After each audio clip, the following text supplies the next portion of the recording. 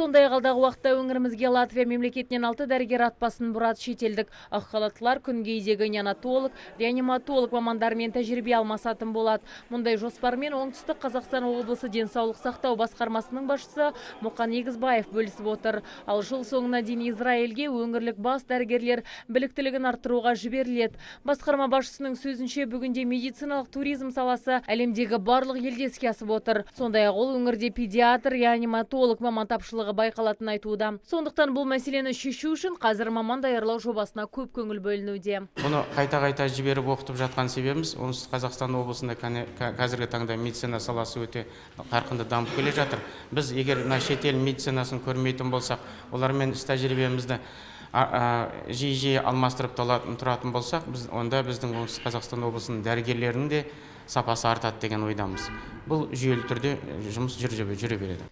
Айта кетейік, оңтүстікте бүйрек бауыр ауыстыру бойынша және жүрек қан тамыры дертіне байланысты барлық ота түрі жасалады. Дегенмен әрдайым дәрігерлердің біліктілігін арттыру үшін шетелдік мамандармен тәжірибе алмасу шарт екен. Денсаулық басқармасындағылар өңірімізге шетелден келіп ем іздейтін азаматтар саны аз екендігін алға тартады. Қазір Жетісай қаласындағы медициналық мекемеге компьютерлік томография құрылғысы қойылуда. Басты мақсат аудан тұрғындарын көрші елге бармай жергілікті мамандардан сапалы көмек алуы. Сондай-ақ келесі жыл аудандағы медициналық ғимараттар ангиограф құрылғысымен жабдықталады. Енді жүрек талмасына ұшыраған тұрғындар 4 сағат бойы жол жүріп Шымқалаға келмейді. Мамандар заманауи құрылғының көмегімен 500 мың халыққа алғашқы көмек көрсетуге қауқарлы болмақ. Дәл осындай медициналық құрал жабдық Сарыағаш ауданына да жеткізіледі деген жоспар бар.